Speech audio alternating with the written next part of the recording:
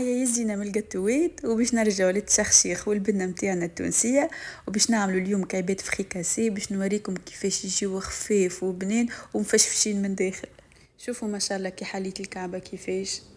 خذيت رطل فرينة، زدت عليه ملح، كعب عظم، وكيس حليب دافي حليت فيه واحدة خميرة خبز ومغرفة سكر، وزدت 3 مغارف زيت زيتونة، وكملت عجنت بالماء. خليتها العجينة ترتاح سويعة من زمان.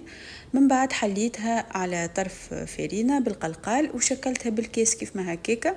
وبعد ما نشكلها نزيد نخليه ترتاح ربع ساعة أخرى من قبل ما نقليها. من بعد نقليوها في زيت ما يكونش سخون برشا وما يكونش زايده بارد، سينون باش تجيكم معجنه من داخل. والكعبات نتاعي حضروا ما شاء الله وتبارك الله. توا باش نحشيوهم بالهريسه التونسيه نتاعنا، البطاطا والعظم وبيان سور تشخشيخ التن، ما ننساوش كعيبه الزيتون ورشه المعدنوس في الاخر.